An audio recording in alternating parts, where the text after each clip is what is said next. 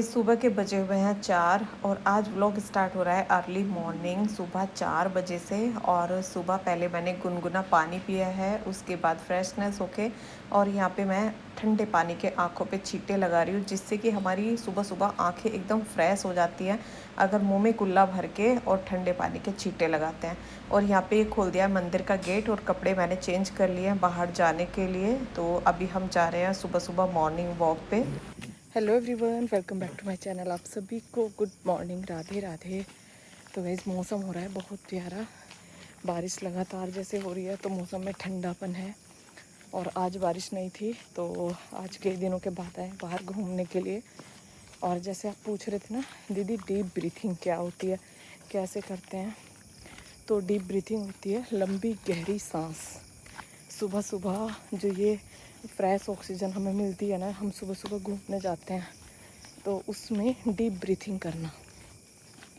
उसमें अगर आप लंबी गहरी सांस लेते हैं तो देखो खुद को बहुत अच्छा लगता है, जैसे कि हमें बेचैनी, घबराहट या ऐसा कुछ होता है और उसमें हम ऐसे लंबी गहरी सांस लेते हैं। ऐसे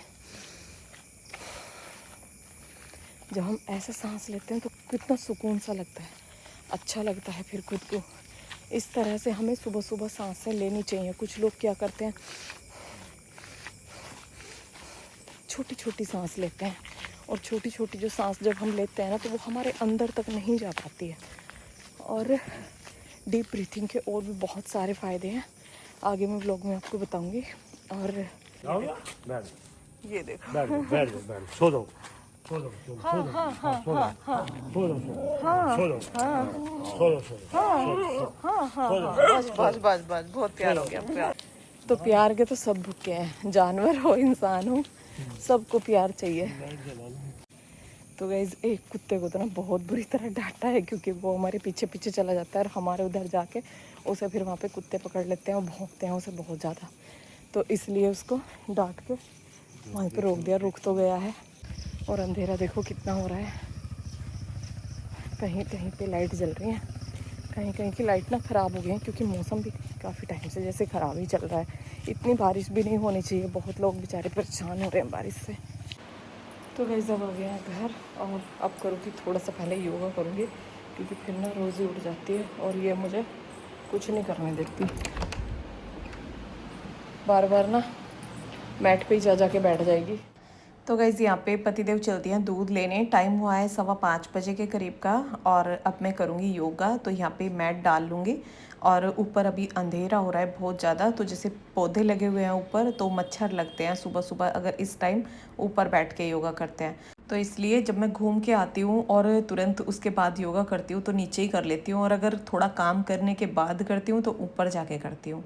और गाइज़ हमें अपने अंदर ऐसी आदतें बनानी चाहिए जिससे कि हमारे जीवन में कुछ बदलाव हो सके। और योगा करना हमारे जीवन का, हमारे रूटीन का एक ऐसा हिस्सा है जो कि हमें कभी भी नहीं भूलना चाहिए।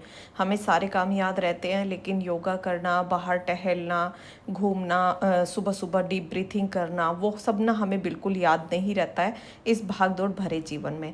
और सबसे ज़्यादा इस जीवन में यही ज़रूरी है, जो एक्सरसाइज है वो सबसे ज़्यादा ज़रूरी है, योग सबसे ज़्यादा ज़रूरी है। अगर आप इसको नहीं अपनाओगे तो बहुत सारी बीमारियों से ग्रसित हो जाओगे।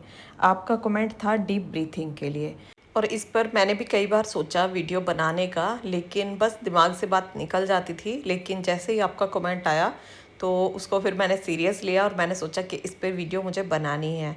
और अभी गाइज डीप ब्रीथिंग के कुछ फ़ायदे मैं आपको बताऊंगी, लेकिन उससे पहले मुझे कमर की एक्सरसाइज के बारे में बताना है, क्योंकि इसके लिए भी कमेंट था कि बेटा आपने कमर की वीडियो नहीं डाली, एक आंटी का कमेंट था। तो यहाँ पे ये कमर की फर्स्ट एक्सरसाइज है जिसमें कि घुटनों को मोड़ लेना है और हाथों को सीधे करके और कमर को बीच में से उठाना है और 10 तक या 15 तक काउंट करना है और काउंट करके फिर कमर को नीचे रखना है। तो इससे कमर की जो भी प्रॉब्लम होती है ना उसमें बहुत आराम मिलता है। इसको आप 5 बार इस एक्सरसाइज को करें। और ये है सेकंड वाली एक्सरसाइज, इसमें पैर को उठा के और घुटने को अपनी तरफ खींचना है और इसमें भी ऐसे ही 10 तक काउंट करें या 15 तक, जितना भी आप रख सकें। अगर आपको ज़्यादा प्रॉब्लम होगी तो ज़्यादा टाइम तक नहीं कर सकते हैं, पहले थोड़ा थोड़ा टाइम करें, क्योंकि जब हम 10 तक काउंट करते हैं तो वो 10 सेकंड ही हो जाते हैं। तो इस इतने टाइम तक हम इस एक्सरसाइज को कर सकते हैं। हर एक्सरसाइज को ना ऐसे ही करें। इसमें मैं 4 एक्सरसाइज आपको बताऊंगी, और जब ये वाली एक्सरसाइज आप करेंगे तो पहले दिन से ही ना आपको आराम मिलना शुरू हो जाएगा। आप एक बार ट्राई करके देखिए। तो इस तरह से ये डेली ही एक्सरसाइज मैं करती हूँ। और आपको पता है, मैंने बताया कि मेरी कमर में प्रॉब्लम रहती है, जैसे मुझे चोट लगी थी। और यहाँ पे आप पैरों को सीधा करके एक एक पैर को उठाना है। जितना आप पैर को उठा सकते हैं उतना ही उठाइए। ज़्यादा कोशिश मत कीजिए कि हाँ हम ज़्यादा ही ऊपर पैर को ले जाएं। और अगर नहीं उठा सकते हैं तो किसी की हेल्प भी ले सकते हैं। लेकिन हर एक्सरसाइज को ना आपको धीरे धीरे करना है, एकदम झटके से कोई भी एक्सरसाइज नहीं करनी है। क्योंकि कमर वाली जो प्रॉब्लम होती है ना, अगर थोड़ा सा भी इसमें झटका लग जाता है तो उससे वो प्रॉब्लम बढ़ जाती है। और इस तरह से अगर आप करना चाहें तो कर सकते हैं। कमर की ये भी अच्छी एक्सरसाइज होती है, लेकिन अगर नहीं करना चाहें, कोई प्रॉब्लम हो, तो इसे अवॉइड करें। और यहाँ पे अब हाथों को मैंने पीछे बांध लिया और गर्दन को ऊपर उठाऊंगी। इससे भी कमर में ना बहुत रिलैक्स मिलता है। इसको आप लास्ट में कर सकते हैं, लेकिन स्टार्टिंग जो करेंगे वो घुटने मोड़ के और कमर को उठाने से, उस वाली एक्सरसाइज से करेंगे। और इन कमर की एक्सरसाइज के बारे में आपको मुझे बताना था, क्योंकि ये प्रॉब्लम ना बड़ी ही भयंकर होती है, किसी को दिखाई नहीं देती। लेकिन मुझे नहीं लगता कि इससे भयंकर कोई प्रॉब्लम हो सकती है, क्योंकि जब ये किसी को दिखती नहीं है, हम एकदम स्वस्थ दिखाई देते हैं, तो लगता है कि कोई प्रॉब्लम ही नहीं है। लेकिन बहुत ज़्यादा प्रॉब्लम होती है जब कमर की दिक्कत होती है ना। ये कमर वाला जो दर्द होता है ना, ये बिल्कुल कुछ भी नहीं करने देता है। पैर सही से नहीं चल पाते हैं, बैठ नहीं पाते हैं, और खड़े ज़्यादा टाइम नहीं हो पाते हैं। तो इसमें ना बहुत ही मुश्किल हो जाता है हर काम करना। तो गाइज़ यहाँ पे ये मैं लास्ट एक्सरसाइज कर रही हूँ। और जब आप ठीक हो जाएं, आपके कमर के दर्द में रिलीफ मिल जाए, इस वाली एक्सरसाइज को आप जब करें, जब ज़्यादा दर्द हो तो तब ये एक्सरसाइज ना करें। तो ये थी कुछ कमर की एक्सरसाइज, और इन पे मैंने पहले बात की इसलिए क्योंकि आपको समझाना ज़रूरी था। और अब जो टॉपिक हमारा चल रहा था वो डीप ब्रीथिंग पे था, तो अब डीप ब्रीथिंग के बारे में बात करेंगे। और ये कुछ बेसिक सी एक्सरसाइज मैं और करूँगी, वो आपको दिखती रहेंगी क्या क्या मैं करती रहूँगी। ये पैरों की एक्सरसाइज है, तो जिनके पैरों में प्रॉब्लम रहती है, दर्द रहता है, तो इन एक्सरसाइज को ज़रूर करें। क्योंकि हमारे जो गट्टे होते हैं ना, जो हाथ की कोहनियाँ होती हैं, गट्टे होते हैं, वो चलते रहते हैं। लेकिन पैरों के जो पंजे होते हैं ना हमारे, और जो उंगलियां होती हैं पैरों की, वो कभी चलती नहीं है। तो इनको चलाना भी बहुत ज़रूरी होता है। तो इनको आगे पीछे फिर सीधे करना, तो उंगलियों का चलाना बहुत ज़रूरी है। हाथों की उंगलियां तो कपड़े धुलने में और काम करने में चलती रहती हैं, लेकिन पैरों की नहीं चलती हैं।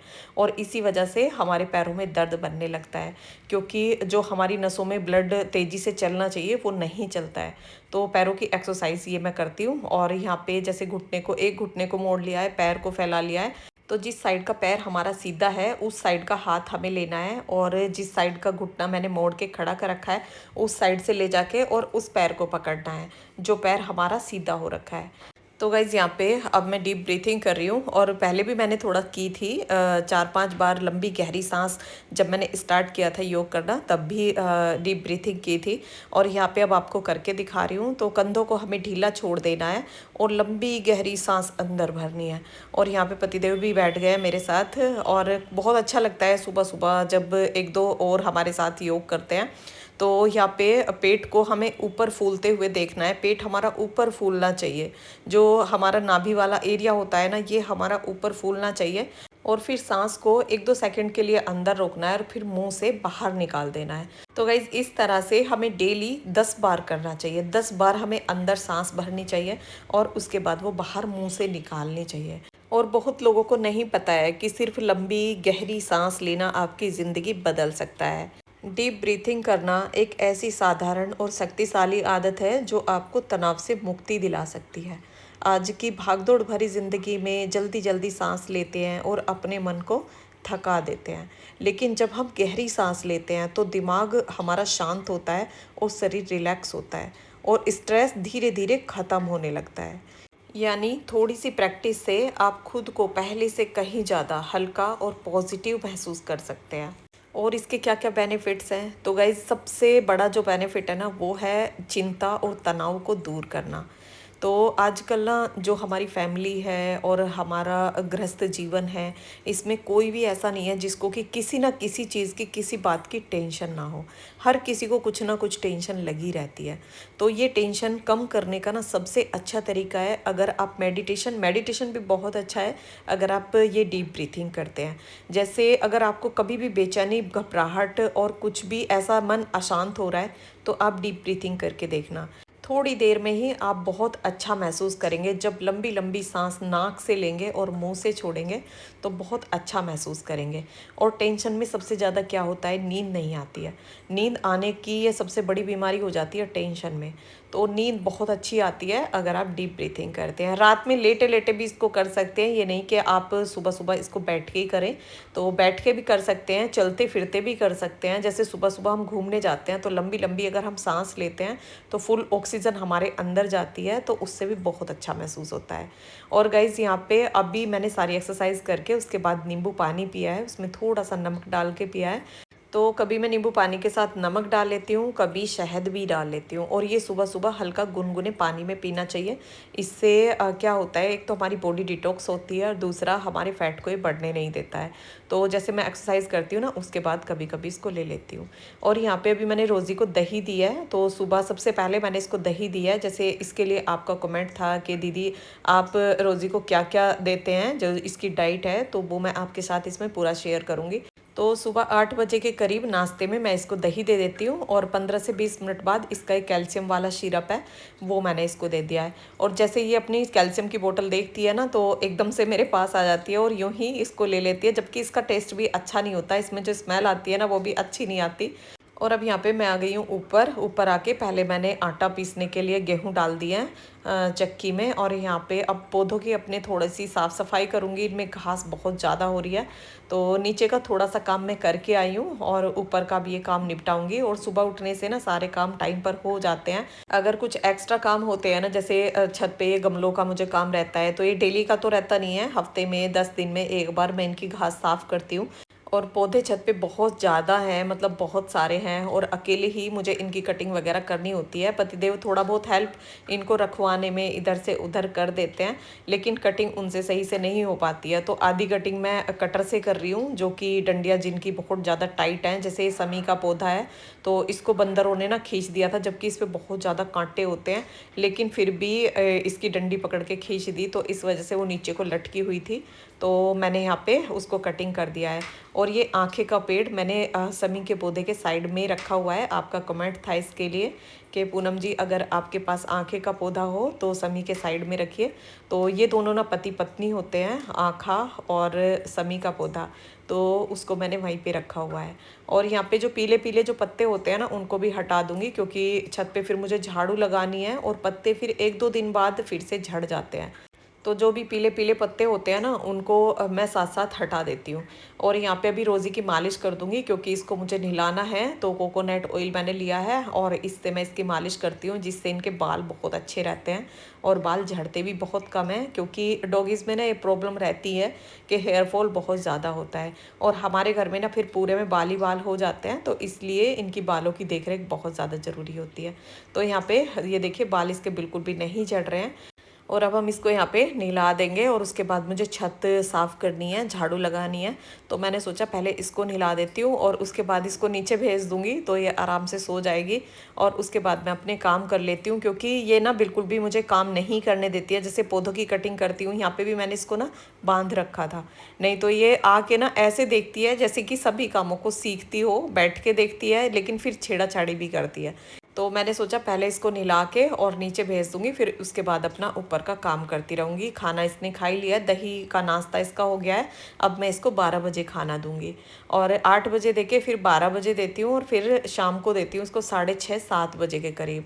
तो 3 टाइम इसका खाना रहता है। और अभी ये छोटी है, जैसे अभी 3 महीने की हुई है, अभी 4 की पूरी नहीं हुई है। तो उसके बाद तो बोलते हैं कि 2 टाइम भी अगर हम खाना देते हैं तो वो भी इनके लिए काफ़ी होता है।